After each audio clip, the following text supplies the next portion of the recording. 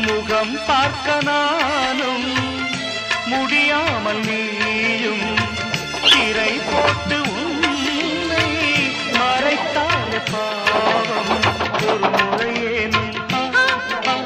திருமுகம் காண